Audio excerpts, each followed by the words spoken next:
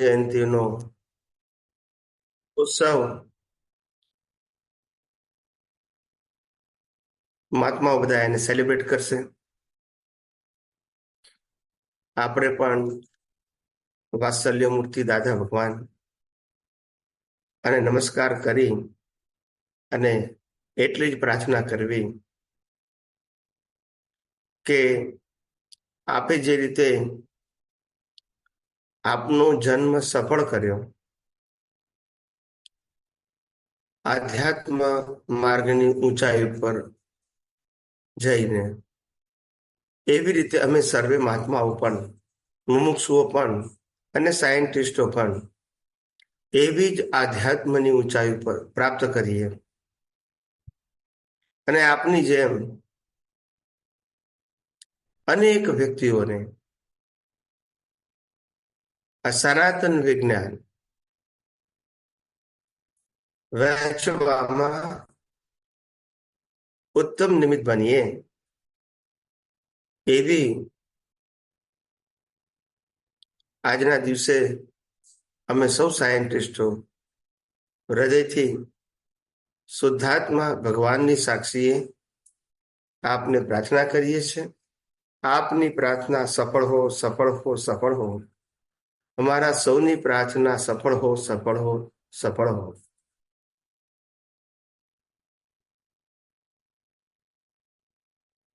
કળિયુગની અંદર અનુભવી જ્ઞાની પુરુષ હોવા એ અપવાદ અને એક મોટું આશ્ચર્ય કહેવાય. અને એની અંદર પાછા એમની સાથે જ પેરેલલ થોડાક જ સમયમાં એક અનુભવી જ્ઞાની પુરુષ વ્યક્ત થવા, ખુલ્લા થવા, એ આ કળિયુગનું મહા મહા મહા આશ્ચર્ય છે.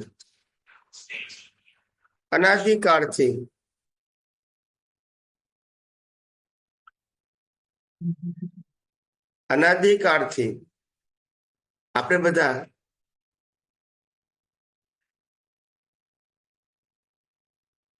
સાચા સુખની શોધમાં તો છીએ જ, અને સાચું સુખ પ્રાપ્ત થાય એ લક્ષ્ય સાથે જીવી રહ્યા છે.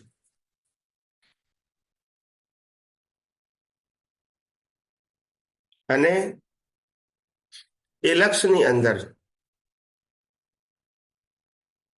આપણા બધા માટે એક મહત્વની બાબત એ છે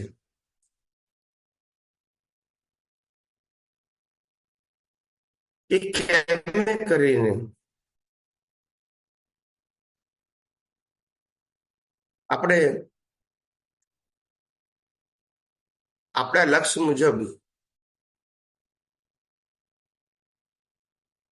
કુદરતી કાનૂનને સમજી, સનાતન સિદ્ધાંતોને સમજી,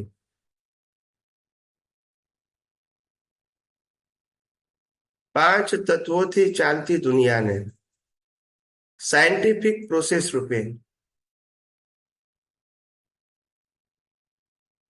ઇન્ટુ ઇન્વર્ટેડ કોમા કુદરતી રચના રૂપે જોઈ શકીએ,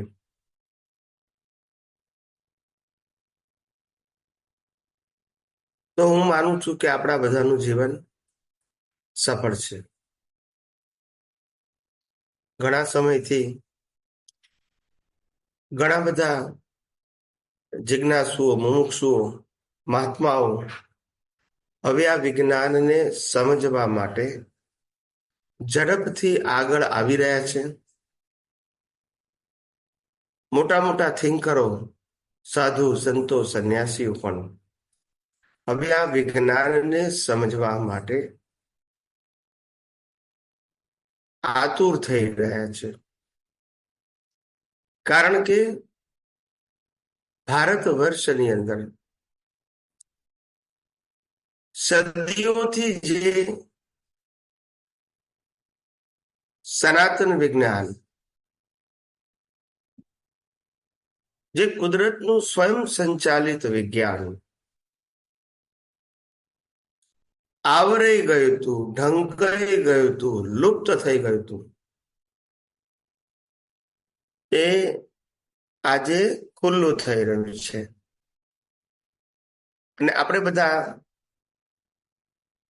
એ વિજ્ઞાનને અનુભવવા માટે પ્રયત્ન કરી રહ્યા છે અને અનુભવના માર્ગે ધીમે ધીમે ધીમે આગળ વધી રહ્યા છે. ત્યારે આ વિજ્ઞાન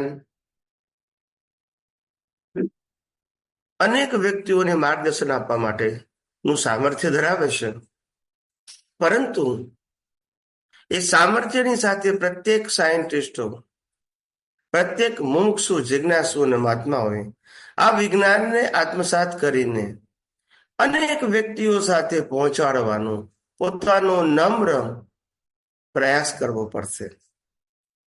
અને તમે બધા કેટલેક અંશે પ્રયાસ કરી જ રહ્યા છો, અને એ ધીમે ધીમે કુદરતી શક્તિ રૂપે બહાર આવી જ રહ્યું છે.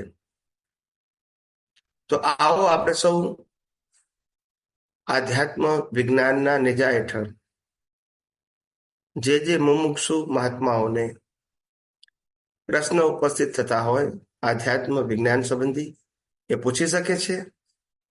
કોઈને પોતાનો અનુભવ કહેવો હોય તો ટૂંકમાં કહી શકે છે. તેમજ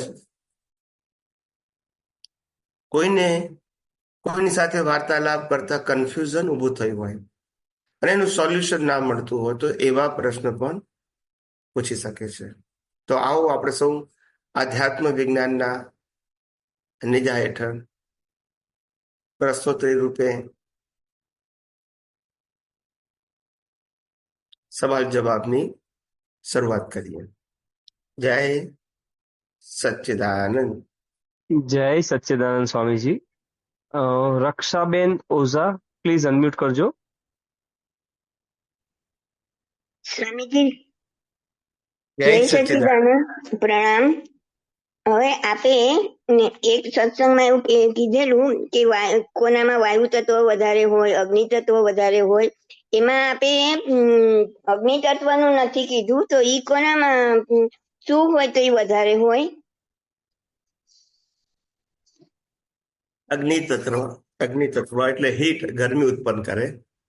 મૂળ એનો રોડ બ્રીધિંગ, બ્લડ સર્ક્યુલેશન અને ડાયજેસ્ટિંગ છે. પણ એ અગ્નિ તત્વ વધી જાય તો ફીવર, તાવ આવે, માથું ભારે થઈ જાય,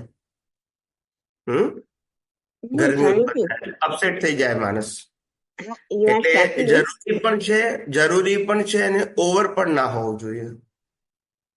નહીં સ્વામીજી, મારું એવું પૂછવું છે કે જાડા માણસ હોય એમાં જળ તત્વ વધારે છે, પછી જે પાતળા છે એમાં આકાશ તત્વ વધારે છે. એવું કયું કોનામાં અગ્નિ તત્વ વધારે છે એવું જાણવા માંગુ છું.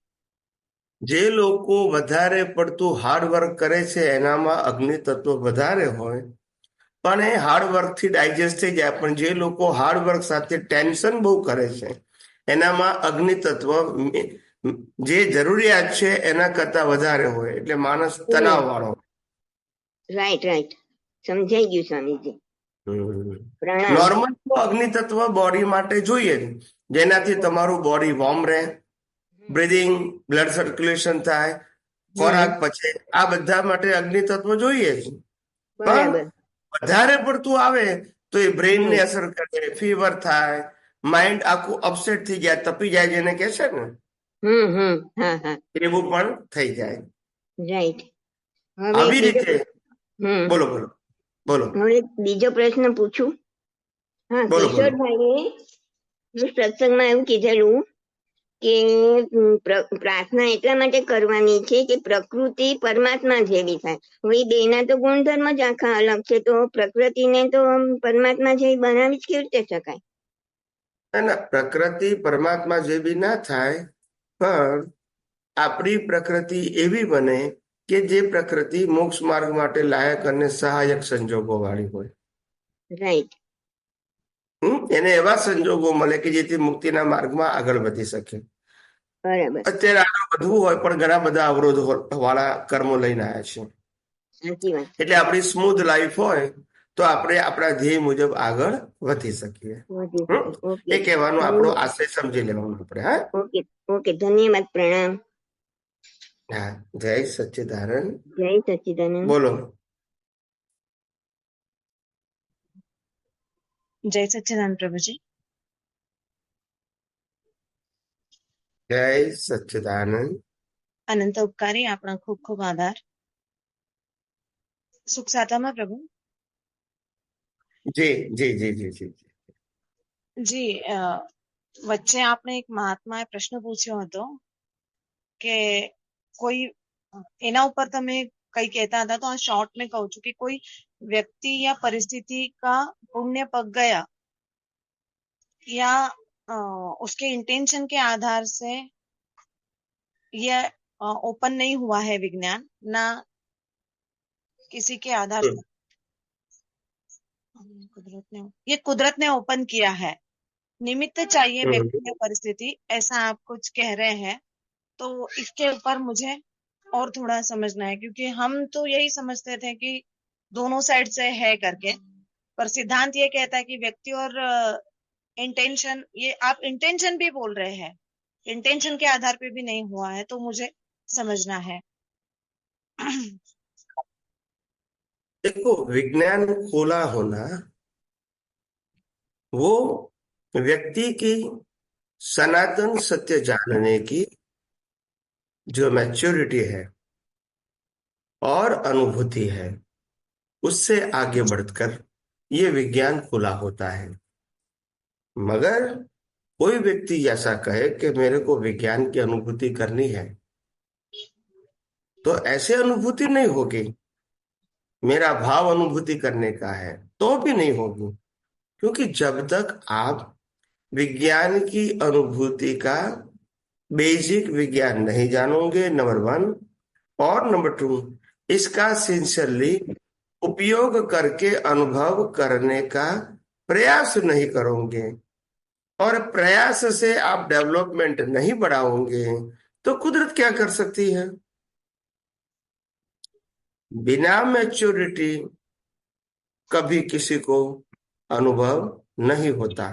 तो कुदरत आपकी लायकात देखते हैं कि आप क्वालिफाइड हो, फिर खुला हो जाता है और फिर आप यही खुला हुआ कुदरत का विज्ञान आप सबको बांटने का प्रयास करते हैं। तो सिर्फ अकेले मैं शुद्धात्मा हूं बोलने से शुद्धात्मा की अनुभूति नहीं होती है, और मैं विज्ञान स्वरूप बोलने से विज्ञान स्वरूप की अनुभूति नहीं होती है। ये टाइटल है, टाइटल के पीछे प्रोसेस का इंपॉर्टेंट है। मैं डॉक्टर बन जाऊंगा ऐसे डॉक्टर नहीं बनूंगा ना, इसके पीछे प्रोसेस है, प्रोसेस, और प्रोसेस का रिजल्ट है वो टाइटल है। तो हम केवल टाइटल लेके घूमेंगे तो कोई फर्क नहीं पड़ेगा। समझ में आया? जी प्रभु। एक तो व्यक्ति ना इंटेंशन शब्द तब लागू होता है कर्म के अंदर। कोई भी कर्म करना है तो उसके पीछे आपका इंटेंशन क्या है, उसके मुताबिक आपका भाव बनता है। जैसे मैंने किसी को कांटा लगा दिया या मैंने किसी को धक्का लगा दिया तो उनको दुख तो होगा। फिर मैंने कहा धक्का इसलिए लगाया क्योंकि तुम्हारे पीछे कार आ रही थी तो बचाने के लिए लगाया, तो इंटेंशन बैड नहीं था, मगर उसको खींचने के बाद जो गिर गया व्यक्ति उनको थोड़ा बहुत तो लगा होगा, मगर उसका इंटेंशन बैड नहीं था। तो इंटेंशन इज मोस्ट इंपॉर्टेंट, तो वहां आता है। मगर अनुभूति की बात आती है तो अकेला इंटेंशन काम में नहीं आता है। आपके पास परफेक्ट विजन चाहिए, उसका सिंसियरली एप्लीकेशन चाहिए, और धीरे धीरे आपका डेवलपमेंट बढ़ना चाहिए, तभी कुदरत आपको क्वालिफाइड मानती है, नहीं तो नहीं। म्यूट हो गया, म्यूट हो गया, अभी नहीं हुआ। एक मिनट, मधुबाला जी अनम्यूट करिए। हाँ जी। हाँ प्रभु जी, मैं वो जिसी को भी अनुभूति होगी वो अ, उसकी पात्रता और योग्यता चाहिए, ये मैं समझ गई प्रभु। मैं जो खुला हुआ है ये विज्ञान, इस कलयुग में जो विज्ञान खुला हुआ है, तब आपने बताया है कि कोई व्यक्ति के आधार पे पुण्य पक गया, या सामने इतने सारे साइंटिस्टों के आधार पे पुण्य पक गया, इस आधार पे नहीं हुआ है। विज्ञान अपवाद रूप से खुला हुआ है, कोई निमित्त तो चाहिए ना, इसलिए ये निमित्त बना है। तो आप इसके पीछे क्वालिफिकेशन है, नहीं, इसलिए तो प्रभु ये मुझे भी कुदरत का एक ऑलरेडी एक टेक्नोलॉजी चल रहा है क्या देखो कार्यक्रम? देखो, उसमें डिवीजन क्या बनाने का था, वो आपने गलती कर दिया। एक बात है अनुभव को शेयर करना, और दूसरी बात है अनुभव करना। ये दोनों सब्जेक्ट अलग हो गए। महावीर ने लास्ट बर्थ में लोगों को केवल ज्ञान का रास्ता बताया, वो जगत कल्याण है। मगर महावीर केवल ज्ञान तक पहुंचे, वो उनका व्यक्तिगत पुरुषार्थ है। दोनों सब्जेक्ट क्या हो गए, अलग हो गए। तो जब मेरे को अनुभूति हुई, तो अनुभूति वो मेरा व्यक्तिगत पुरुषार्थ था, माय इंडिविजुअल क्वालिफिकेशन। मगर जब पिछले अवतार में मेरे को अनुभूति का एहसास हुआ, तो मेरे को लगा कि ये दूसरे को भी मिले। तो फिर कुदरत ने ये संजोग दिया। तो पहले क्वालिफाइड होना और बाद में शेयर करना। तो शेयर करने क्वालिफाइड होने के बाद जब शेयर करने की भाव किया, तो कुदरत ने नेक्स्ट बर्थ में जो डेवलपमेंट था वो तो खुला हुआ, और शेयर करने का भी संजोग दिया। तो शेयर करने का संजोग है वो कुदरत ने दिया है हमारी भावना के मुताबिक। मगर कहने का मतलब कि हमारी भावना और हजारों लोगों की ये विज्ञान को समझने की जिज्ञासा होगी, तो दोनों को कुदरत ने मिलाया। और दूसरी बात, बहुत सारी बातें ऐसी भी होती हैं कि हम और बहुत सारे साइंटिस्ट तो कई अवतारों से एक दूसरों के साथ जुड़े हुए होते हैं, ये आध्यात्म के फील्ड में, और धीरे धीरे आगे बढ़ने की कोशिश करते हैं। उसमें से कई लोग ये अवतार में भी कैरी ऑन हुए, और नए भी जुड़े इसके अंदर, दोनों जी हुआ। प्रभु जी, बराबर है। यहाँ हम्म तो हाँ। मैंने कहा कि साइंस में हम जो बात करना चाहते हैं, तो पहले उसका एंगल समझो। जब हमको खुला हुआ, तो नॉट डिपेंडेंट, जी, नहीं वो मेरा प्रश्न। इंडिविजुअल पुरुषार्थ है। मगर अभी जो अनुभव शब्दों के रूप में निकल रहा है, वो डिपेंडेंट है, निमित्त के अधीन है। निकलना in a public, in a speech, वो डिपेंडेंट है। अनुभव होना वो डिपेंडेंट नहीं है। हाँ, पर आपने फिर ऐसा क्यों बताया कि कोई व्यक्ति या परिस्थिति का पुण्य पक गया, ऐसा नहीं है। नहीं कुदरत नहीं, खुद एक एक मिनट, इंटेंशन। अनुभूति के बारे में पुण्य सब्जेक्ट नहीं आएगा। अनुभूति करना उसमें पुण्य पाप सब्जेक्ट नहीं आएगा।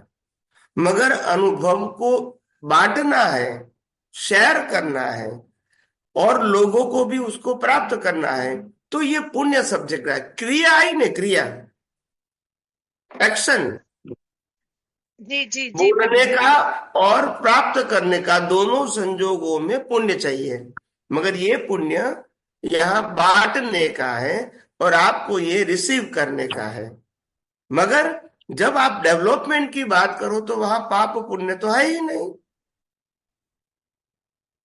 हाँ, वहां इंटेंशन है, वहां दैट्स उनकी जो इट। तो ये सोच दोनों है। अलग करने का है। जब मैं आज सत्संग कर रहा हूं, और आप प्रश्न का उत्तर, मैं आपके प्रश्न का उत्तर दे रहा हूं, वहां संजोग चाहिए। ये अनुभूति नहीं है, ये संजोग है। और संजोग से बाहर विज्ञान खुला होता है। मगर जब अनुभूति होती है, तो उसमें बाहर के संजोगों की आवश्यकता नहीं है।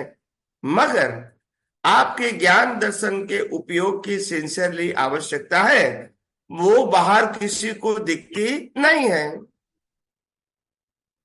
जी जी प्रभु जी। हाँ, तो दोनों सब्जेक्ट अलग हो गए, और आपने जोड़ दिया, इसीलिए पजल हुआ है। जी जी जी जी, समझ में आया प्रभु जी।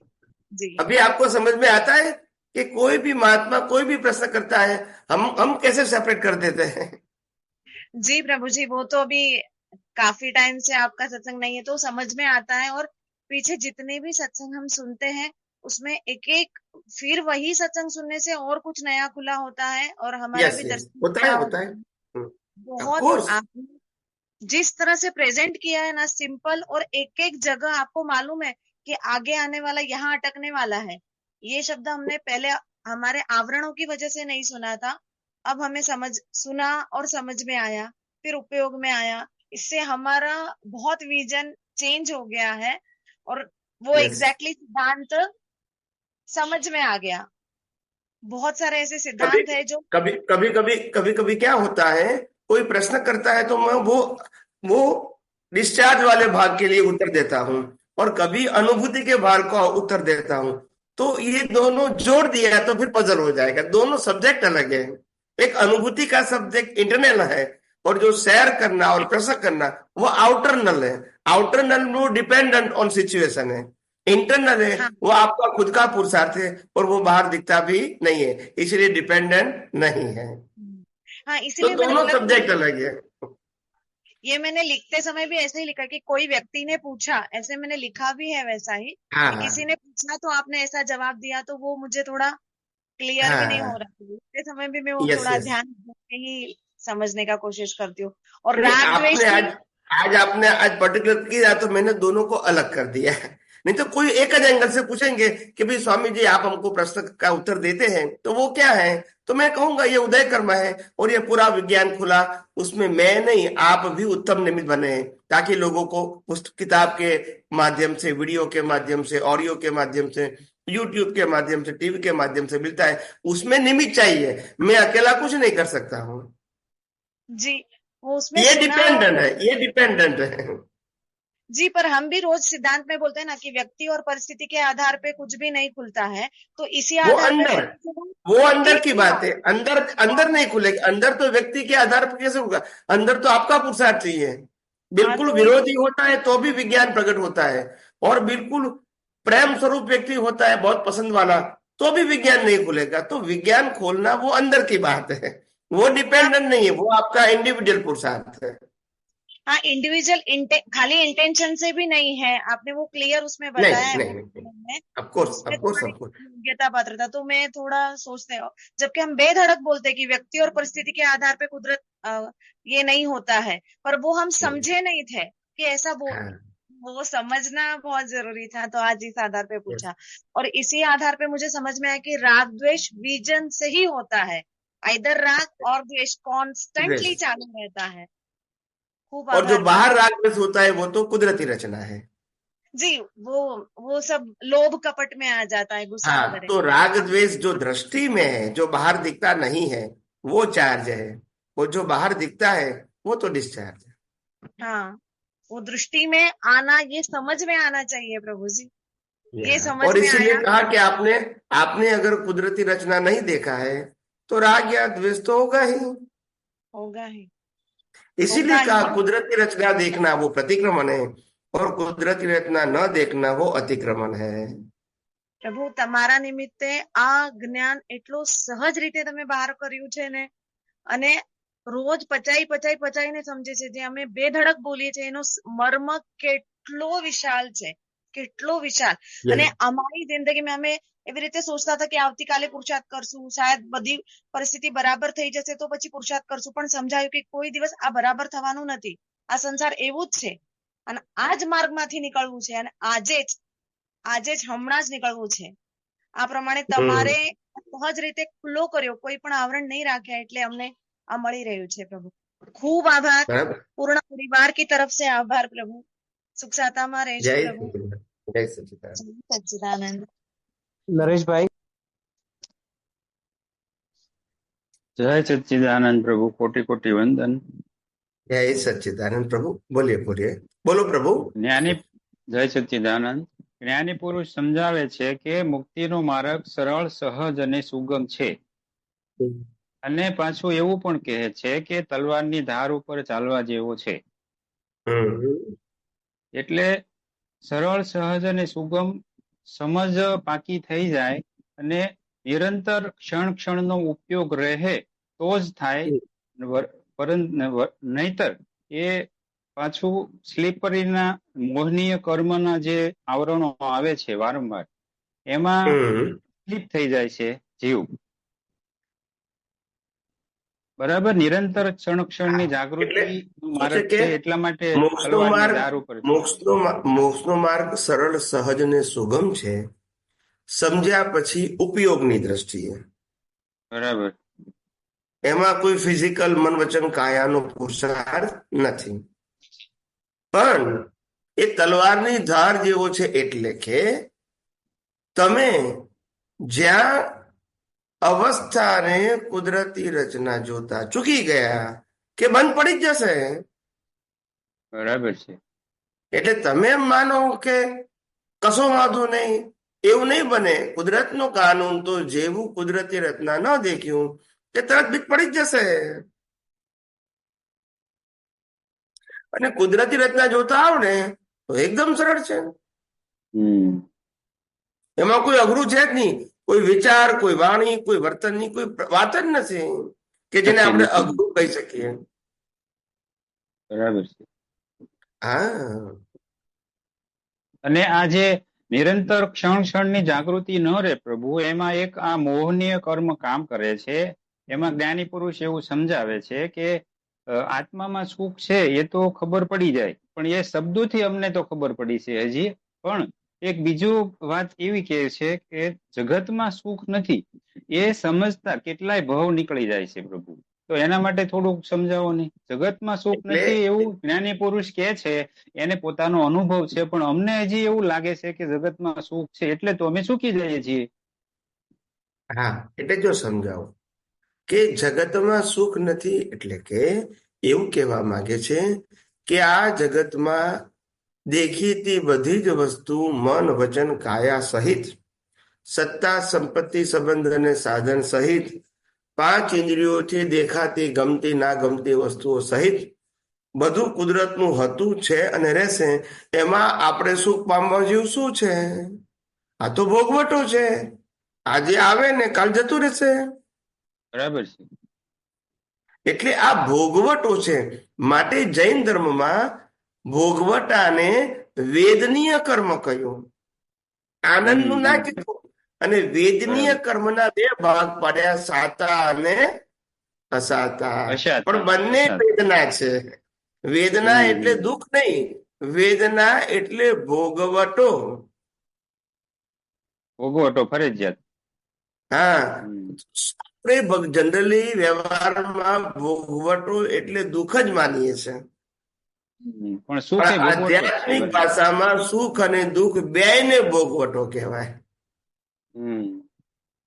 માનેલું સુખ દુઃખ એ ભોગવટો છે, વાસ્તવિક સુખ દુઃખ એ અનુભૂતિ છે. એને બાહ્ય સંજોગો સાથે કોઈ લેવા દેવા નથી. બરાબર છે.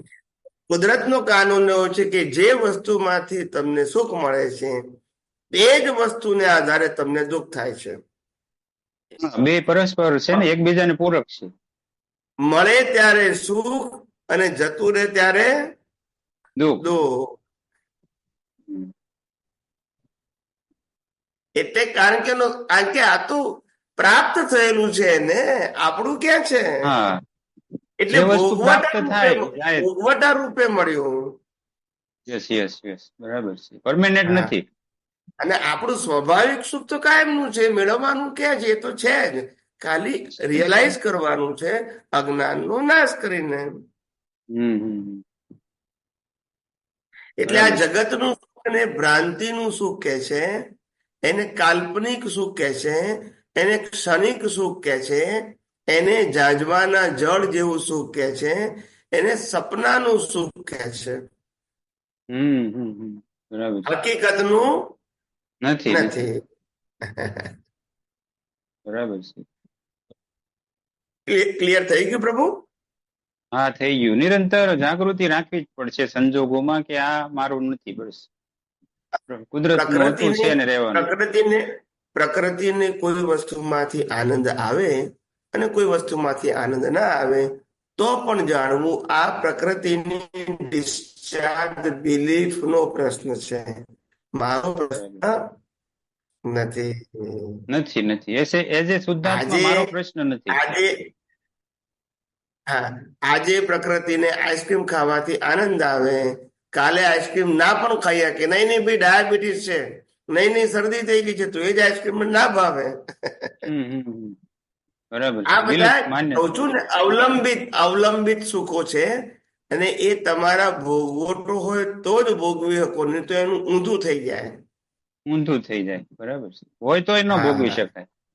ન હોય તો ના ભોગવી શકાય. બરાબર છે પ્રભુ. જય સચ્ચિદાનંદ. જય સચ્ચિદાનંદ. જય સચ્ચિદાનંદ. કપિલાબેન. જય સચ્ચિદાનંદ પ્રભુજી. જય સચ્ચિદાનંદ. જય સચ્ચિદાનંદ. વંદન બોલો. પ્રભુજી. જરૂર બોલો બોલો. દાદાશ્રી કે છે કે વ્યવસ્થિત જો યથાર્થ સમજે તો 8 કલાકનું કામ 1 કલાકમાં પતે, એટલું દર્શન ઊંચું જાય. તે સમજાવો ને બોલો. સ્વામીજી.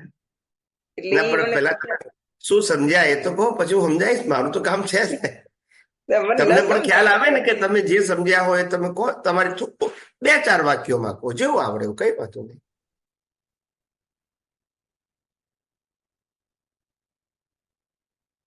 નથી સમજાતું સ્વામીજી, મને નથી સમજાતું. જો તમને હું કહું, તમને બધાને અનુભવ છે જ. આપણા ઘરમાં કોઈ ના ગમતી વ્યક્તિ આવે 2 કલાકમાં, તો એ 2 કલાક કાઢવા આપણને 12 કલાક જેવું લાગે. અને કોઈ ગમતી વ્યક્તિ 12 દિવસ રહે તોય આપણને એમ થાય બસ હવે જવાનું તમારે. એટલે આ તો ખાલી મેં એક્ઝામ્પલ આપ્યો. એ એક્ઝામ્પલને આપણે અહીંયા જોઈન્ટ કરીએ તો જ્યાં તમારી જાગૃતિમાં તમને અવસ્થા કુદરતી રચના દેખાય છે, તો એ પસાર થઈ રહી છે, એમાં તમને કોઈ મહેનત નથી. એટલે લાંબી કોઈ ટૂંકી લાગશે. અને જેની અંદર તમારી જાગૃતિમાં કુદરતી રચના નથી દેખાતી, તો ટૂંકું હશે તોય લાંબુ લાગશે. તમને એમ લાગે છે કે હું પસાર કરી રહ્યો છું, એટલે તમે ઇન્વોલ્વ છો, એટલે લાંબુ લાગે છે. ક્યારે પતશે? બરાબર છે. એટલે મૂળ વાત તો અહીંયા જ આવે છે, બધી પુરુષાર્થ. એટલે આમ પેલું કલાકનું નહીં ગણવાનું, ખાલી સમજણ એમનું કહેવાનો આશય આ છે. મેં કોશિશ કરી પણ મને ન સમજાણું સ્વામીજી. મેં કીધું શું કહેવા માંગે. આપણે માનું કે ગમતા સ્થળે ફરવા ગયા હોય, એ ખાવું પીવું હરવું ફરવું ને ઊંઘી જવું, એવું મહિનો ફરી આયા હોય તો આપણને લાગ્યું મહિનો પતી ગયો. અને ઘેર આયા એટલે આમ 4 દિવસ કામ કર્યું કે ઓહો 4 દિવસ સતત મેં ઘરની સફાઈ કરી, જાણે કેટલા મહિના થઈ ગયા હોય. કેમ?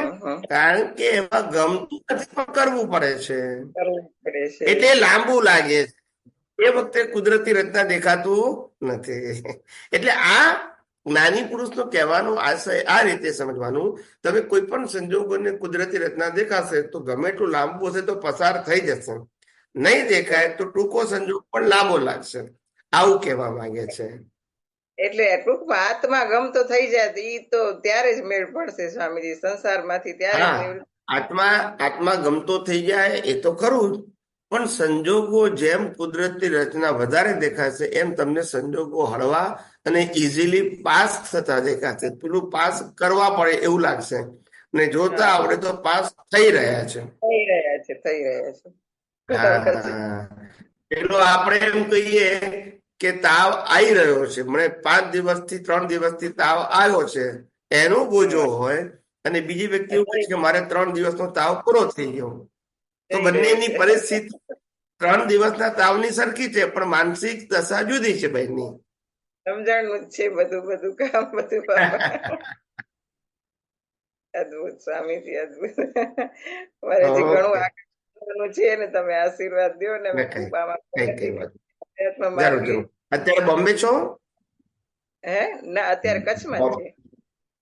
Okay okay. ના, હું બોમ્બે આવવાનો છું એટલા માટે મેં કીધું. ના ના ના બોમ્બે બેન રહે છે ને, મહાલક્ષ્મી બેન બોમ્બે રહે છે. અમે તો અહીંયા જી અંજારમાં જી. છીએ ને. ક્યારે તમારી જવાનું? તમારા બેન બી ત્યાં જ છે, ત્યાં જ છે. બેન બોમ્બે છે. બેન હમણાં આયા હતા, કહેતા હતા કે સ્વામીજીને મારે દર્શન કરવા જવું છે, એટલે મારે પહોંચી જવું છે. ઈ કે પહોંચી ગઈ બોમ્બે. હા, બહુ એ સરસ. આવશે, તમારે દર્શન કરવા આવશે. ક્યાં આગળ જવાના છો તમે બોમ્બેમાં? એ દાદર એટલે બોરીબર, અરે દાદર જ ઉતરવાનો છું. દાદર જ છો ને? તો એને સારું પડશે. કીધી હતી દાદર હશે તો સારું રહેશે. હા, દાદર છે એટલા માટે. હા, એ તો આવશે આપણા આપણા પ્રોગ્રામ આપણા. હા, એમાં આવશે, ચોક્કસ આવશે. હા, હા હા હા અને રિલે કરશું તો તમે ઘેર બેઠા જોઈ શકશો બધા. હા, હા હા ચોક્કસ ચોક્કસ. જય સચિદાનંદ, જય સચિદાનંદ. જય સચ્ચિદાનંદ. ગીતાબેન, જય सच्चिदानंद स्वामी जी। જય સચિદાનંદ, જય સચિદાનંદ. कोटि प्रणाम बोलो स्वामी सच्चिदानंद। और आपकी तबीयत कैसे है स्वामी जी? आपने, बस सब कुछ ठीक है, अभी तो अच्छा है, अच्छा चल रहा है। जी, जी।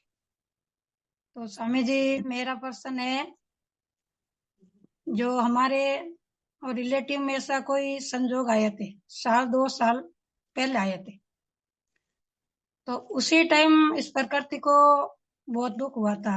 मेरे साथ ऐसा हुआ है, वो मेरे रिलेशन वाला है, वो मेरी मदद नहीं करते हैं।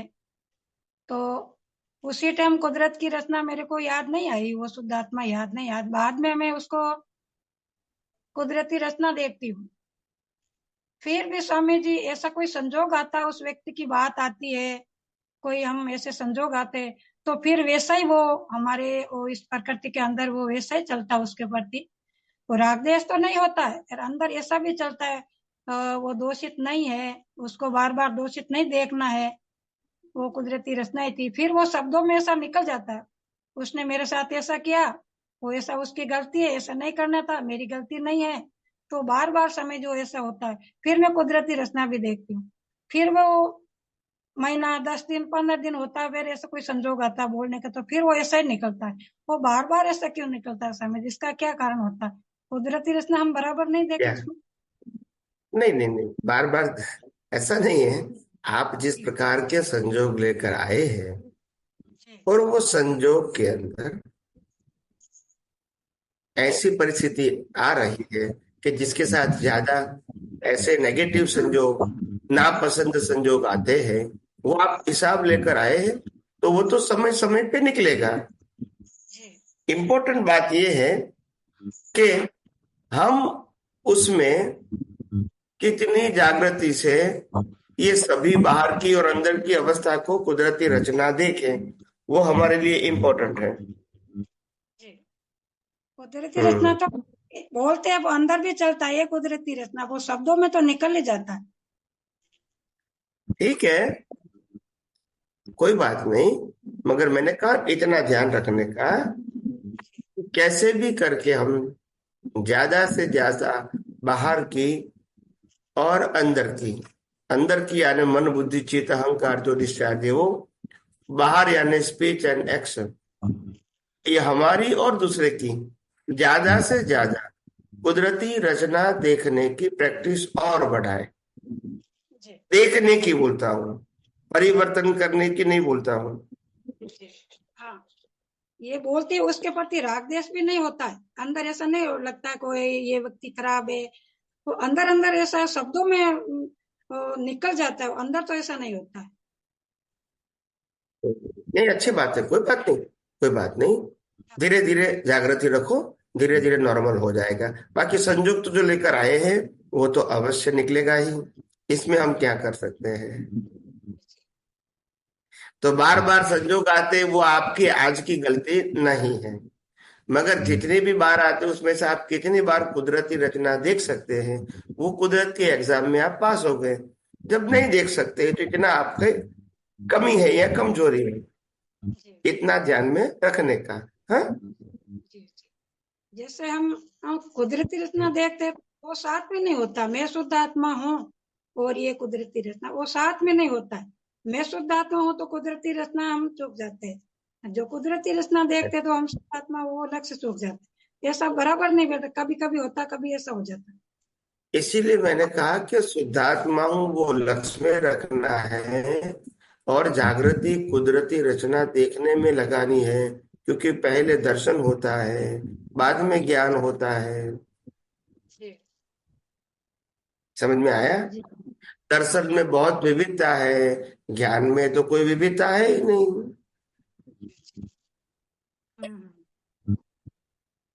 दर्शन तो के हम अंदर इतनी विविधता है कि हम सम्यक दर्शन को भूल के मिथ्या दर्शन में लग जाते हैं, जो इसको रिलेटिव सत्य बोलते हैं।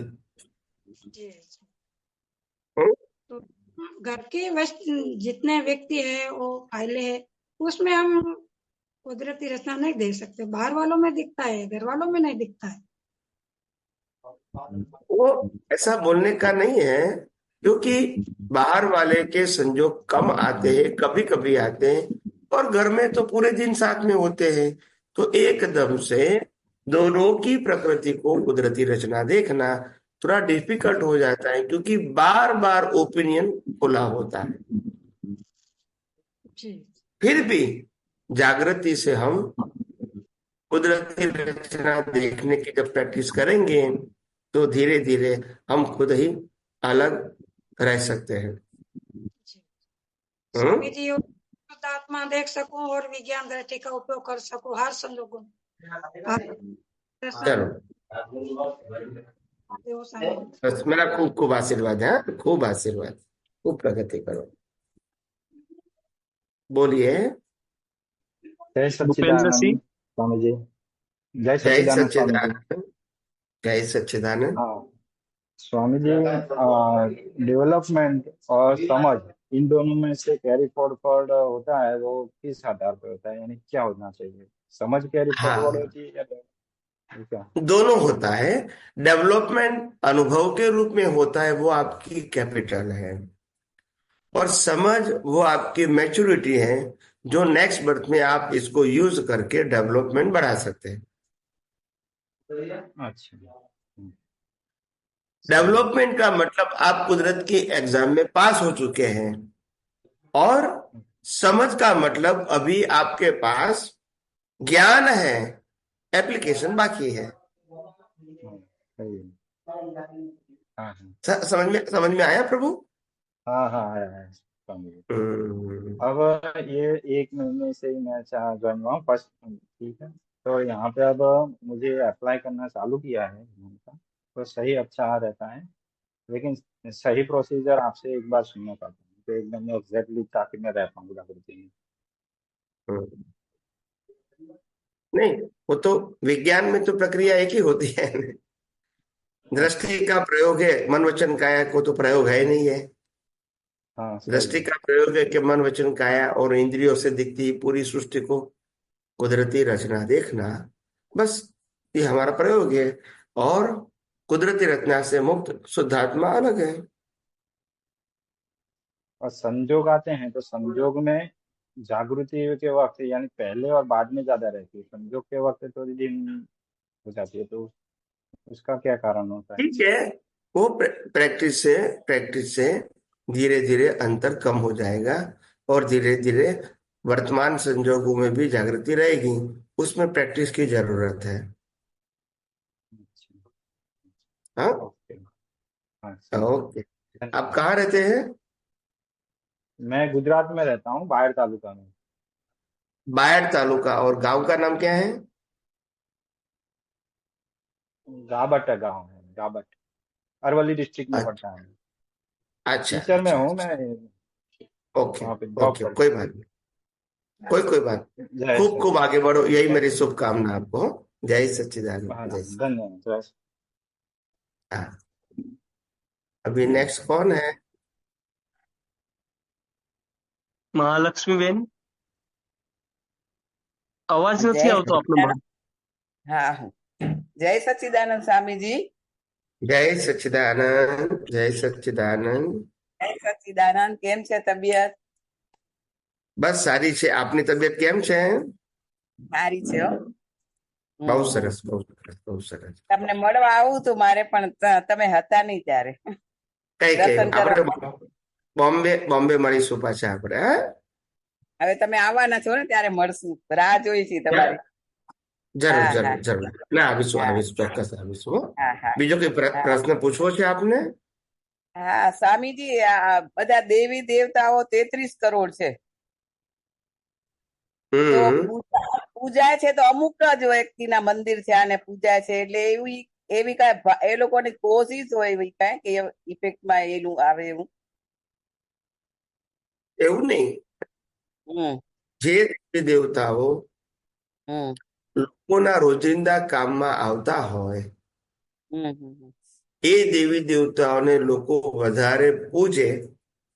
હમ દાખલા તરીકે લક્ષ્મી દેવી, સરસ્વતી દેવી, ધન્વંતરી દેવી, આ બધી દેવીઓ અંબાજી, ચામુંડા માં પછી એ બધા છે. જે પછી જે દેવી દેવતાઓ મહાપુરુષોના હમ રક્ષક તરીકે કામ કરતી હોય, હા હા હા જેમ કે તીર્થંકર ભગવાનની દેવી દેવતાઓ હોય, આ બધા દેવી દેવતાઓ જે છે એ લોકોને એના નામ ને બધું ખબર પડતી હોય છે સંજોગોને આધીન.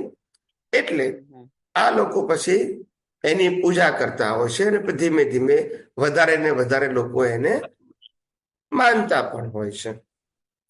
એટલે એ લોકોને એવો ભાવ ન હોય કે મને ઘણા બધા એમ. દેવી દેવતા એવા છે કે જેને લોકોને ખબર હોતી જ નથી. હા, એટલે આપણે જયારે 33 કરોડ દેવી દેવતાઓ નમસ્કાર કરીએ છીએ ત્યારે બધા આવી ગયા. પછી ક્ષેત્ર રક્ષક દેવી દેવતાઓને 10 દિશાના ક્ષેત્ર રક્ષક દેવી દેવતાઓ નમસ્કાર કરીએ છીએ ત્યારે બધા દિશાના દેવો દેવતા આવી ગયા. ક્યારેક એમાં આપણે ગ્રોસ બોલીએ છીએ. વ્યક્તિગત તો બોલી ના શકાય આપણાથી, પણ ગ્રોસ તો બોલાય ને. હા, ગ્રોસ બોલાય. એવી રીતે બોલીએ છીએ. એટલે આપણે નમસ્કાર કરું છું એટલે પ્રકૃતિ એમનું દેવી દેવતાઓનું રિસ્પેક્ટ કરે છે, વિનય કરે છે, બસ. એટલે એવું એ લોકોને પૂજાવાની કામના હોય કે એવું ન હોય ને કાંઈ દેવી દેવતાઓ પૂજાવાની કામના હોય, પણ એ પૂજનીય ત્યારે બન્યા હોય એમની કોઈ લાયકાત હોય. લાયકાત તો જ બને એમને. કામના હોવી કે ના હોવી એ તો મનુષ્યનો પ્રશ્ન છે. એ લોકો પૂજાને લાયક હોય એટલે લોકો એમને પૂછતા હોય, પણ કામના શબ્દ પછી મનુષ્યમાં લાગે. હા, એટલે ગયા ભાવમાં એ લોકોએ એવી કરી હોય કામના તો ને એવું આવે એવું હોય. મનુષ્યના ભાવમાં જ દેવી દેવતાનું બંધાણું હોય ને બધું એનું. એટલે એનું યશ નામ કર્મ હોય. યશ નામ કર્મ. મનુષ્ય ભાવમાં પૂજાવાની કામના કરે, પણ જયારે ઉકલે ત્યારે એને યશનામ કર્મ કહેવાય. ત્યારે યશ નામ એ કર્મ વખતે એને પૂજાવાની કામના ના કહેવાય, એમ કઉ છું. એટલે ત્યારે ના કહેવાય, પણ પેલા કર્યું હોય ને. યસ હોય.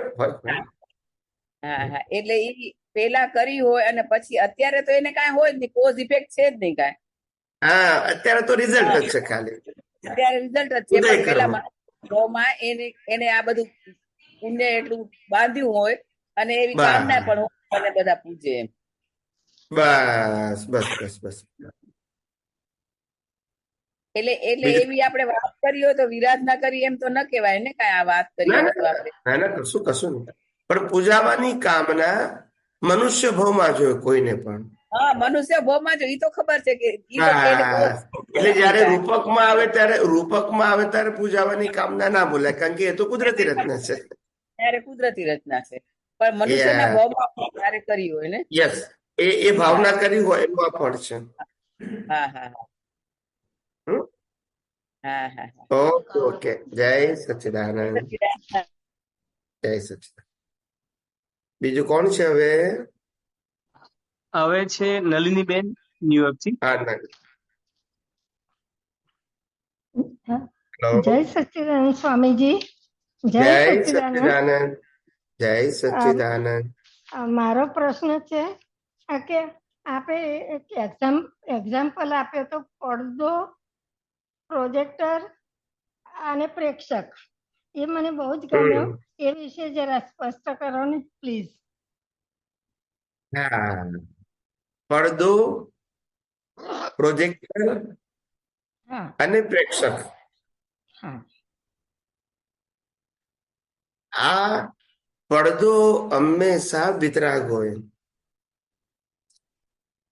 જેના ઉપર પ્રોજેક્ટરથી દ્રશ્યો બધા એના ઉપર પ્રતિબિંબિત થાય છે. પડદો કશું કરતો નથી, એ તો સ્થિર છે. બરાબર. એના ઉપર પ્રોજેક્ટર એ અલગ અલગ પ્રકારના ડ્રામાને પ્રોજેક્ટ કરે છે પડદા ઉપર. અને પ્રેક્ષક એટલે એને પ્રોજેક્ટર દ્વારા પડદા ઉપર પડેલું દ્રશ્ય છે એને પ્રેક્ષક તરીકે જુએ છે. હવે આ પ્રેક્ષક તરીકે જે જોનારો છે એ પ્રેક્ષક તરીકે જોનારો પરીક્ષક થાય છે, એટલે નવું કર્મ બંધાય છે. નિરીક્ષક થવાનું છે. નિરીક્ષક એટલે ઓબ્ઝર્વર. પરીક્ષક એટલે આ બરાબર છે, આ બરાબર નથી, આ બરાબર છે, આવું કરવું જોઈએ, આવું ના કર, એને પરીક્ષક કહેવાય. નિરીક્ષક એટલે ઓબ્ઝર્વર. ઓબ્ઝર્વર થયા તો કામ થઈ ગયું. પ્રેક્ષક તરીકે ઓબ્ઝર્વર થવાનું, ઓપિનિયન આપવાનો નહીં અંદર. યસ. પણ તમે એમાં પ્રતિષ્ઠિત આત્મા અને મિકેનિકલ આત્મા અને દરઅસલ આત્મા એ ત્રણનું બતાવ્યું હતું ને એમાં તમે. હા હા હા. એટલે હંમેશા મૂળ આત્મા તો પડદા જેવો જ છે, એના ઉપર દ્રશ્યો પ્રતિબિંબ થાય છે, એ કશું કરતો નથી. પણ એક લિંક વગર, ખાલી લિંક વગર આપણે આત્મામાં પ્રતિબિંબ આત્માની હાજરીમાં જ પ્રકૃતિ દ્વારા અલગ અલગ પ્રકારના કર્મો ઉકલી રહ્યા છે. એ કર્મોને લાઈવ અહંકાર પ્રેક્ષક તરીકે જુએ જાણે છે. ત્યારે એની પાસે બે રોલ છે, ક્યાં તો એ પરીક્ષક છે, ક્યાં તો એ નિરીક્ષક છે. એમાં પડદો તો વિતરાગ જ છે, દ્રશ્ય ઉપર ગમે તે દ્રશ્ય પડે એને કોઈ ફેર પડતો એમ. આત્માના પ્રકાશની હાજરીમાં ગમે એટલા દ્રશ્યો પડતા હોય, મનના, વચનના, કાયાના, અવસ્થાઓના, પણ તેથી આત્માને કોઈ ફેર પડતો નથી. એ તો પડદા જેવો સ્ત્રી છે. પણ જો આત્મા ના હોય તો આ અવસ્થાઓ પણ હોય નહીં. હા, પણ એ સ્ટાર્ટ કેવી રીતે થયું? એ બધું મિસ એનું સ્ટાર્ટ થયું એ સમજાવો ને પ્લીઝ. એટલે સ્ટાર્ટ ક્યાંથી થયું? એકેન્દ્રિયમાં આવ્યો ત્યારથી ઇન્દ્રિય જ્ઞાનની શરૂઆત થઈ. એ ઇન્દ્રિય જ્ઞાન એટલે રિલેટિવ સત્ય. પછી મનુષ્યમાં આવ્યો 5 ઇન્દ્રિય પછી, એટલે 5 ઇન્દ્રિયનું જ્ઞાન વધતા બુદ્ધિ મળી, એટલે પછી સ્વાર્થી થઈ ગયો. એ પણ રિલેટિવ સત્યનું જ્ઞાન. એમાંથી માર ખાતા ખાતા ખબર પડી કે આ દુનિયાની અંદર હું કે મારા જેવું કશું છે નહીં. ખ્યાલ આવ્યો? અને હું આત્મા છું, એ તો આ દુનિયામાં દેખાતો નથી. અને જે દેખાય છે તે હું નથી અને મારું નથી, પણ માન્યું અજ્ઞાનથી એટલે માર ખાઈએ છે. પણ 5 ઇન્દ્રિય થાય પછી બુદ્ધિ આપોઆપ શરૂ થઈ જાય છે. 5 ઇન્દ્રિયમાં આવે પછી મનુષ્ય ભાવમાં આવે એટલે બુદ્ધિ મળે. 5 ઇન્દ્રિય એટલે આપોઆપ મનુષ્યમાં આવે. 5 ઇન્દ્રિય સુધી તો 1 ઇન્દ્રિય, 2 ઇન્દ્રિય, 3 ને 4 ને 5 ઇન્દ્રિયના પ્રાણીઓ પણ હોય. પણ મનુષ્યમાં આવે એટલે 5 ઇન્દ્રિય વત્તા બુદ્ધિ હોય તો પછી એને મનુષ્ય કહેવાય. પણ એ વખતે બુદ્ધિ આપોઆપ સ્ટાર્ટ થઈ જાય મનુષ્યમાં. કુદરતી આવે, કારણ કે તો મનુષ્યમાં જ એને સ્વતંત્રતા પ્રાપ્ત થાય છે. માટે મનુષ્ય ભાવમાં જ કર્મો બંધાય છે. બીજા કોઈ એકેન્દ્રિય થી પંચેન્દ્રિયના ભાવોમાં કર્મ બંધાતા નથી. ડાર્વિન થિયરી કહે છે તો ત્યાં સુધી સ્ટાર્ટ છે ને રોકાઈ જાય છે ને ડાર્વિન. હા, એકેન્દ્રિય થી પંચેન્દ્રિય સુધી ડાર્વિન ની થિયરી કરેક્ટ છે, પણ પંચેન્દ્રિય પછી મનુષ્યમાં આવે છે, પછી ક્યાં ફરે છે એ ડાર્વિન ને ખબર નથી. ત્યાં વિજ્ઞાને બતાવ્યું. ત્યાર પછી 4 ગતિમાં ફરી શકે મનુષ્યમાં આયા પછી. પેલું ઉત્ક્રાંતિ વાત છે, અપગ્રેડ થાય, 1 માંથી 2, 2 માંથી 3, 3 માંથી 4 ને 4 માંથી 5, ત્યાં સુધી આગળ વધે છે. પછી મનુષ્યમાં આવે, ત્યાર પછી 4 ગતિમાં ફરે, પછી પાછો એકેન્દ્રિયમાં પણ જઈ શકે, દેવલોકમાં જઈ શકે, નરકમાં લોકમાં જઈ શકે, અને મનુષ્યમાં પણ આવી શકે. કર્મ બાંધવાની સત્તા મળે છે. એ બધું કુદરતી રચના છે ત્યાં સુધી. હા, બુદ્ધિ આપે છે ત્યાં સુધી કુદરતી રચના, બુદ્ધિનો ઉપયોગ કરે છે ત્યાં પાછો પુરુષાર્થ. બરાબર. ત્યારે પ્રતિષ્ઠિત આત્મા ત્યારે શરૂ થાય છે. ત્યારે શરૂ થાય. ઉપયોગ હોય તો પછી આત્મા આવે ને, નહીતર ના આવે. દેવોને નરકના જીવોને ઉપયોગ નથી, માટે પ્રતિષ્ઠિત આત્મા ના આવે. એકેન્દ્રિય થી પંચેન્દ્રિયમાં ઉપયોગ નથી, એટલે પ્રતિષ્ઠિત આત્મા ના આવે. મનુષ્યમાં જ પ્રતિષ્ઠિત આત્મા ઉપયોગ છે. ત્યાં ઉપયોગ નથી, મિકેનિકલ લાઈફ છે. કેવી લાઈફ છે? મિકેનિકલ. ત્યાં કોઈ પુરુષાર્થ નહીં, પુણ્ય ના બંધાય, પાપે ના બંધાય. બરાબર. સમજાયું આપને? Okay, yes, thank you Swamiji. ફરીથી પધારો અમારા ઘરે. અમારા ઘરે રાહ જોઈ રહ્યા છે. આવીશું પાછા. હા, આવીશું. બધાને મારા જય સચ્ચિદાનંદ કહેજો. જય સચ્ચિદાનંદ, જય સચ્ચિદાનંદ. હવે કોણ છે? દવે સાહેબ. જય સચ્ચિદાનંદ સ્વામીજી. જય સચ્ચિદાનંદ. આપના ચરણોમાં કોટી કોટી વંદન. બોલો બોલો પ્રભુ. આ તમારો અંધારું કેમ દેખાય છે? એકદમ લાઈટ નથી. હા, બોલો બોલો બોલો. હવે દેખાય. સત્સંગમાં આપણે એમ કે વાણી જળ છે એવું કહીએ છીએ આપણે. સંભળાય છે સ્વામીજી? હા, ક્લિયર સંભળાય છે. બોલો બોલો. આ વાણી જળ છે, પણ અમે તમારા પાસે જયારે સાંભળીએ છીએ તમે જે બોલો છો તમારા માટે ડિસ્ચાર્જ, પણ અમારે શું સમજવું એના માટે? કહું તમને વાણી જળ છે, પણ જ્યારે વાણી અનુભવી પુરુષના મુખેથી નીકળે ત્યારે ચેતન વાણી, ચેતન એટલે અસર કરનારી થઈ જાય છે. હવે મૂળ સ્વભાવથી વાણી જડ છે, કેસેટના જેવી છે, ટેપ રેકોર્ડ છે. પણ જ્યારે વ્યક્ત થાય છે ત્યારે સામે વાળો વ્યક્તિ એને જડ પણ માની શકે અને જીવતી માની શકે. હવે જીવતી માને તો એમાં ફાયદો ને નુકસાન બે છે. અજ્ઞાનીની વાણીને જીવતી માને તો રાગદ્વેષ થાય, અને જ્ઞાનીની વાણીને જીવતી માને તો રાગદ્વેષ ખલાસ થાય. બરાબર. પણ મૂળ વાણી તો જડ જ છે. પણ સ્વામીજી અમારે તમારી પાસેથી અચીવ કરવાનું છે ને જ્ઞાન. એટલે મેં તમને કીધું કે તમારા માટે એ લાભ કરતા એટલા માટે છે કે આ વાણી તમારું અજ્ઞાન નાશ કરવામાં સહાય કરે છે. બરાબર. એટલે કીધું. સમજાયું? સમજાયું.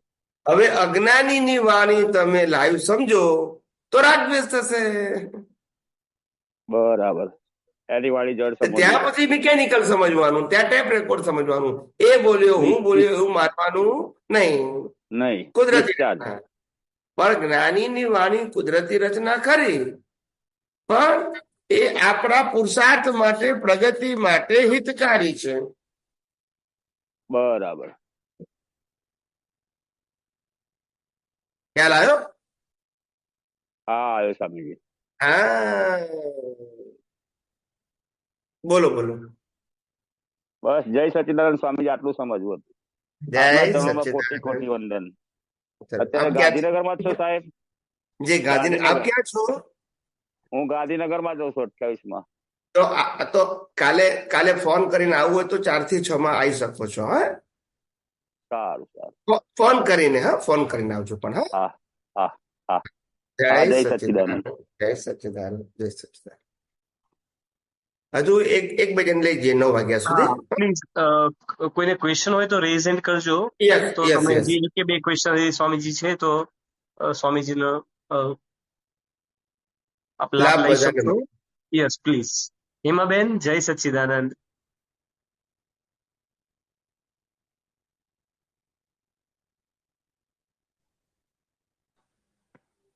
કોઈનો વિડીયો ચાલુ છે? જય હા સચિદાનંદ હા. સ્વામીજી. જય સચ્ચિદાનંદ. જય સચ્ચિદાનંદ. જય સચ્ચિદાનંદ. જય સચિદાનંદ. જય એક ક્વેશ્ચન સચ્ચિદાનંદ. સ્વામીજી, જી જી જી, બોલો બોલો. આપણો અધ્યાત્મ માર્ગ actually. Yes yes. અને બીજો સનાતન માર્ગ છે, જે અત્યારે બધા આપણા હા, ઇન્ડિયામાં એનું વધારે ચલણ છે. સનાતન ધર્મ જી અને જી. એનું ઝુંબેશ યસ ચાલે છે યસ યસ પોલિસી તરફથી પણ એ જ યસ છે. યસ હવે યસ. એનું તમે કોમ્બિનેશન કેવી રીતે કરી શકો? હવે તમારે પણ you are the one of the એમાં મોટું નિમિત્ત બની શકો છો, કારણ કે જયારે આટલા યસ. બધા પીપલ ફોલોઈંગ યુ, તમે એક કોમ્બિનેશન કરી શકો. કારણ કે આત્મા તો છે એની હા, જગ્યા, અને જે યસ. દેશમાં રહ્યા છો, જે દેશમાં જન્મ્યા છો, કર્મભૂમિ છે, ભોગભૂમિ છે, હવે જી. એનું કોમ્બિનેશન, કારણ કે એક જાતની ચેતના તો તમારે જ જગાવવી પડશે એ બાબતમાં, કારણ કે બીજા યા. બધા તો તમને સમજીને ફોલો કરી શકશે. તો how you can yes send the yes. Message, અને દરેક વખતે તમે આવો ત્યારે એનો તો મેસેજ હોવો જ જોઈએ, એવું મારી યસ. સમજણ છે. હવે આપ હા, કઈ. દેખો, સનાતન ધર્મનો મતલબ શું? સનાતન એટલે કાયમ.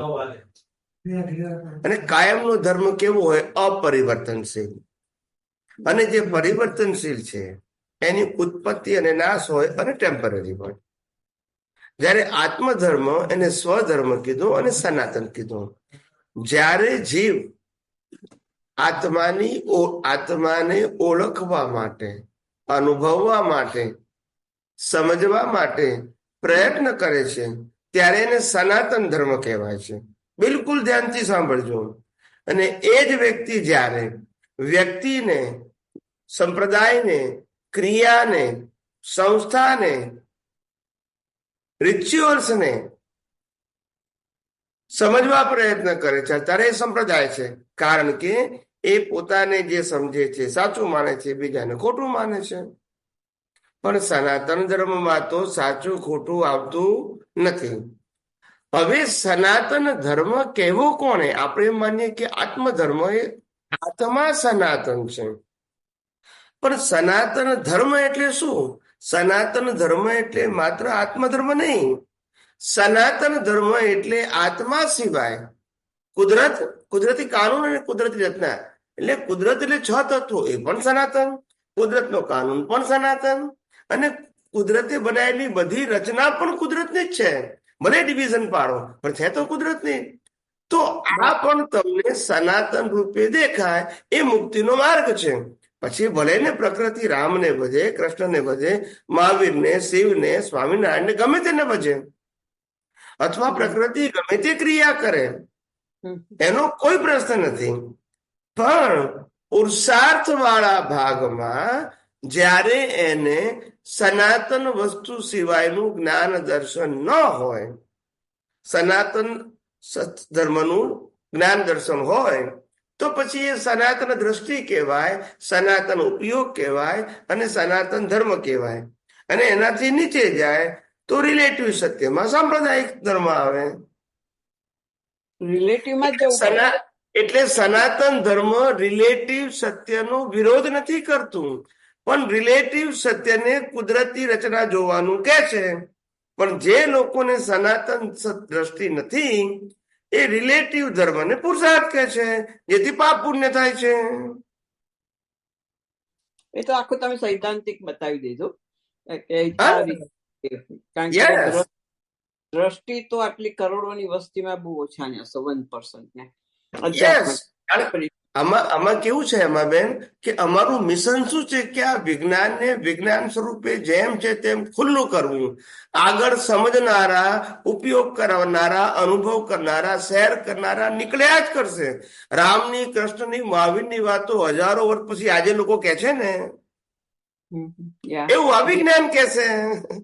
આપણે ટેન્શન લેવાનું નહીં, આપણે વિજ્ઞાનમાં રહેવું અને વિજ્ઞાનને વહેંચવા માટે સિન્સિયરલી પ્રયત્ન કરવો અને અનુભવના માર્ગે આગળ વધવું. કેટલા પામે કેટલા ના પામે કાઉન્ટ નહીં કરવાનું. ટેન્શન ની તો વાત નથી, કારણ કે કુદરતી રચના જ હોય અને વ્યવહારથી સમાજની રીતે નથી. તો છતાંય હવે તમે જો એકદમ એલર્ટનેસ ના હોય તો પણ ક્યાંક પણ તમારો સૂક્ષ્મમાં ઓપિનિયન બંધાઈ જાય છે, રાઈટ? 100% જાગૃતિ કરનારા કેટલા? જાગૃતિ રાખનારા, ભલે ને અધ્યાત્મ માર્ગ હોય, પણ છતાંય હવે એમાં પૂછો આમાં શું થાય કે પ્રશ્ન એ નથી કે 100% જાગૃતિ તમને રહે છે કે નહીં, એ પ્રશ્ન નથી. એ તો એન્ડ નો પ્રશ્ન છે. પ્રશ્ન તમે વિજ્ઞાન સમજાયું છે, that is your plus point, અને વિજ્ઞાન ઉપયોગ કરી શકો છો, એ બીજો પોઈન્ટ. પણ આ પ્રક્રિયા સતત ચાલુ રહેશે. ધીમે ધીમે ધીમે તમે ડેવલપમેન્ટના સ્ટેજમાં ધીમે ધીમે એક એક પગથિયું આગળ વધશો. એકદમ ચમત્કાર એ તો આધ્યાત્મ વિજ્ઞાનનો વિષય જ નથી. ના, ચમત્કારની વાત નથી કરતી. મારો પોઈન્ટ જ આખો છે, કારણ કે પર્સનલ ડેવલપમેન્ટ દરેકની પોતાની જાગૃતિ પર ને પુરુષાર્થ પર રહેલું છે. હું તો આખું સબ્જેક્ટ ની વાત કરું છું, જે આખો વાઇડ ઓપન સબ્જેક્ટ છે. સનાતન ધર્મ તમે જે પહેલા રેકમેન્ડ કરેલો 3 વર્ષ પહેલા હ્યુસ્ટન આવેલા ત્યારે પણ બોલેલા સનાતન ધર્મ, એટલે તમે દેશને ઇન્ક્લુડ કરેલો. અત્યારે બધા જે સાધુઓ ભલે ને આધ્યાત્મિક કહેતા હોય, સાયન્ટિફિક એપ્રોચ, છતાંય દેશની માટે તો પ્રકૃતિ લઈને આવીએ સહી સાથ, તો એ મરી ફીટવાના, કારણ કે કેટલાય મરી જવાના આમાં તો, હોમી જવાના, કારણ કે હિન્દુ ધર્મને ઉપર લાવવા માટે, કારણ કે મેઇન ચેતના છે તમારી. તો પહેલાના બધાને ના નકાય રાજાઓ ચડી ગયા, મુગલ રાજાઓ. એટલે આપણે શું કહેવા માંગીએ છીએ? આપણે શું કહેવા માંગીએ છીએ કે ભારત વર્ષે એ સનાતન ધર્મના સ્થાપકોનો દેશ છે, સનાતન ધર્મના સ્થાપકોનો દેશ છે. અને રામકૃષ્ણ મહાવીર સહિત તમામ મહાન પુરુષોએ સનાતન ધર્મની સ્થાપના કરી છે. સાંપ્રદાયિક ધર્મની કરી નથી. કાળ કર્મે સાંપ્રદાયિક ધર્મ થઈ ગયા એ જુદી વસ્તુ છે. વળી પાછા અનુભવી જ્ઞાની પુરુષો સનાતન ધર્મની રીસ એસ્ટાબ્લિશમેન્ટ કરે છે અને એમ કરતા આગળ વધે છે. ખ્યાલ આવી ગયો ને? એટલે કાયમ માટે કોઈ પણ પરિસ્થિતિ એક ધારી સરખી રહે જ નહીં, કારણ કે વર્લ્ડ હંમેશા પરિવર્તનશીલ જ હોય. એ વાત તો બરાબર છે કે પરિવર્તનશીલ છે, આખા ચેન્જીસ. એટલે મહાવીર નો માર્ગ હોય કે સિમંદર સ્વામી નો માર્ગ હોય, બધા એક્સેપ્ટ કરે ને બધા ફોલો કરે, એવું ક્યારેય ના બને. ના, એ તો ના બને. પણ મહાપુરુષોનું કામ એ છે કે કેમ કરીને જિજ્ઞાસુ, મુમુક્ષુઓ અથવા તો જે બચારા ખોલી રહ્યા છે એને માર્ગ મળે એવો એમનો પ્રયાસ અને ભાવ હોય.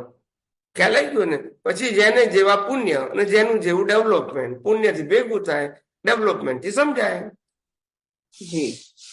અને વેલ્યુ થી એનો ઉપયોગ થાય. એ તો આખી આ બધી સ્થૂળ બાબતો થઈ ગઈ.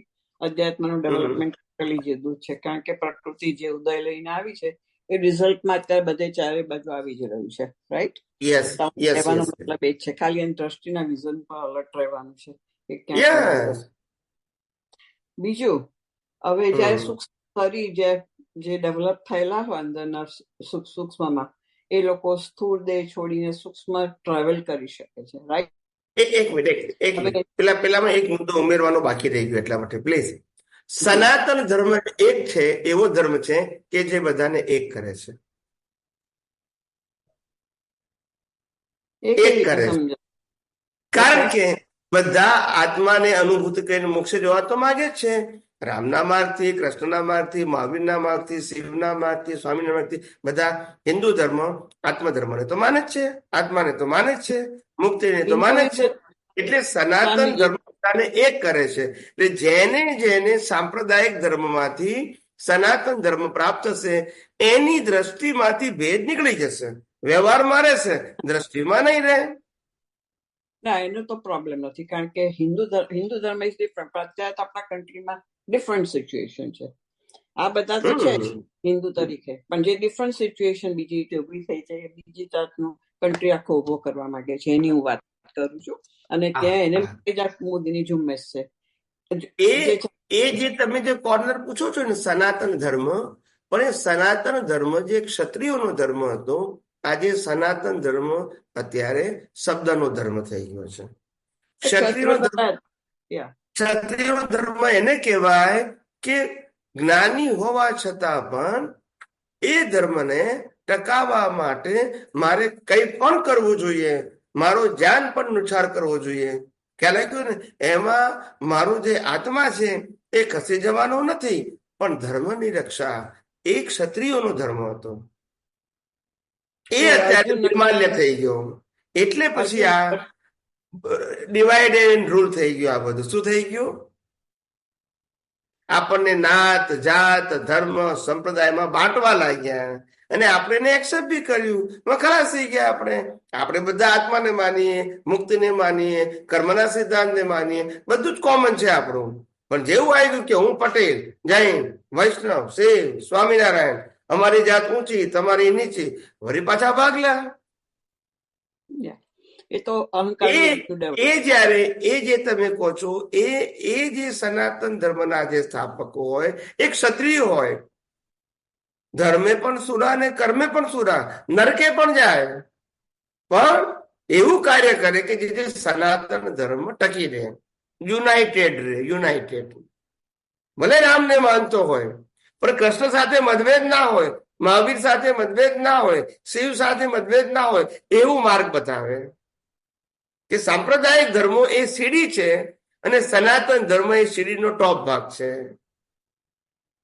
સો સીડી ગમે ત્યાંથી તમને યુનિવર્સલ તરફ જ લઈ જાય છે. યુનિવર્સલ એટલે આત્મા તરફ. કોઈ પણ સંપ્રદાય તમને અંતે તો સનાતન ધર્મ તરફ લઈ જાય છે. માટે આપણામાં ભેદ નથી. આવું મહાપુરુષો, સમર્થ પુરુષો બતાવવા પ્રયત્ન કરે ને એમાં સાચા ક્ષત્રિય હોય તો એના માટે બધું જ કરી છૂટે. આપણે મહાભારતને કેમ ધર્મયુદ્ધ કીધું? શું કીધું આપણે? મહાભારતને ધર્મયુદ્ધ કેમ કીધું? ક્ષત્રિયનું યુદ્ધ હતું આખું. રાજા ના, મહાભારત નહીં, યુદ્ધ તો રાજા વચ્ચે જ હોય ને, જમીનના ટુકડા માટે જ હોય. મહાભારતનું યુદ્ધ ધર્મ અને અધર્મ ધર્મ વચ્ચે હતું. એટલે જ્ઞાની પણ આમાં ધર્મના પક્ષે જે થતું હોય તે બધું જ કરી છૂટે, ભલે નરકે જવું પડે. આને ક્ષત્રિયનો ધર્મ કહેવાય. ભલે 2-5 અવતાર વધારે થાય, વધુ શું છે આપણને, પણ સનાતન ધર્મ પ્રકાશિત થવો જોઈએ. That is a ક્ષત્રિયતા. એ અત્યારે આ કળયુગમાં મોડી પડી છે. એ વાસુદેવ નારાયણ નો ધર્મ હતો, કૃષ્ણ ભગવાન નાખો એ રીતે ચક્રવર્તીઓ હતા, અનેક સમર્થ પુરુષો હતા અને ઘણા બધા લોકોએ પોતાનું આ રીતે ધર્મના માટે જીવન ન્યોછાવર કર્યું છે. કોઈને વ્યક્તિગત રાજદ્વેષ હતા, ધર્મની રક્ષા માટે, પોતાની જાતને સ્થાપવા માટે નહીં, ધર્મની રક્ષા માટે. આવું એ સનાતન ધર્મ જ કહેવાય. ખાલી દરેકની રીત જુદી હોય, આશય તો એક જ છે. આવી રીતે પણ એ બાહ્ય ધર્મ જ અભ્યંતરમાં જવા માટે સહાયક થાય. આજે ભારત વર્ષની અંદર આટલું સ્થિર પોલિટિકલ સિચ્યુએશન છે, ત્યારે તો લોકો પોતપોતાના ફિલ્ડમાં ડેવલપ થઈ શકે છે. એટલે સમર્થ પુરુષો સ્થિરતા પૂરી પાડે, stability. Now you increase your capacity in any field. તમારે ભણવું છે, doctor, charter accountant, lawyer, engineer તો ભણો. તમારે રિસર્ચ કરવું છે, સાયન્ટિસ્ટ બનવું છે, તમારા ધર્મમાં આગળ વધવું છે, આધ્યાત્મમાં આગળ વધવું છે, તમારે ભૌતિક વસ્તુઓને ડેવલપ કરવી છે. જેમાં વધવું હોય એના વધો. We support you, we provide you the securities and thinker and educated people in your field. આવું એટલે બધો વિકાસ થાય. શું થાય? વિકાસ થાય. એમાં ભૌતિક વિકાસ આવે, સામાજિક વિકાસ આવે, ધાર્મિક વિકાસ આવે અને કેટલોક આધ્યાત્મિક પણ વિકાસ આવે. પણ stability is most important to develop. સ્થિરતા. તમે અમુક કન્ટ્રી જોશો, પુઅર કન્ટ્રી, એની તમે વિડીયો જોશો, તમને ખ્યાલ આવે આ લોકો જીવતા કેમ હશે? દિવસ કેમ પસાર? કોઈ એક્ટિવિટી જ નહીં, કોઈ વિચાર નહીં, કોઈ એજ્યુકેશન નહીં, કોઈ ધર્મ નહીં, કોઈ કલ્ચર નહીં, કશું નહીં, બસ ખાલી જીવે છે પ્રાણીની જેમ. બસ એવું બધે હોય છે, અહીંયા છે. બીજા કન્ટ્રી સમજાવું છું. કહેવાનો મતલબ આખી કન્ટ્રી એવી ના હોય, અમુક હિસ્સો એવો હોય. પણ આ તો કેટલીક તો અમુક કન્ટ્રી એવી છે કે જેમાં 80-90% ભાગ જ આવો હોય. People are very poor. અને બચારા પાસે એજ્યુકેશન નહીં, મેડિકલ નહીં, કપડા નહીં, કોઈ એથિક નહીં, કોઈ કલ્ચર નહીં, કોઈ રિલિજિયન નહીં, કશું જ નહીં. કેમ ના જીવતા હશે એ લોકો? જળની જેમ. આવું છે. પણ શું કરે હવે? અનસ્ટેબિલિટી. એકબીજાને મારવું, કાપવું, લૂંટવું, ચોરી કરવું, પડાઈ લેવું. આખો કુદરતનો પ્રોસેસ જ હશે. ઘણી વખત એવું થાય. આ તો તમને સમજાવ, એ કુદરતી રચના જ છે. તમને ખાલી સમજાવવા માટે છું. એક મુદ્દાને સમજાવવા માટે મેં કીધું.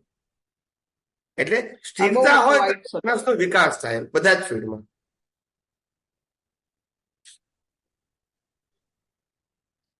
જી બોલો, પતી ગયો પ્રશ્ન? બીજો પછી પૂછીશ. Let me think. ટાઈમ થઈ ગયો ને, હવે હું જરા ગળાને આરામ આપું એટલા માટે. પછી આ લોકો ગળાને આરામ આપો. જરૂર. જય સચ્ચિદાનંદ, જય સચ્ચિદાનંદ, જય સચ્ચિદાનંદ, જય સચ્ચિદાનંદ.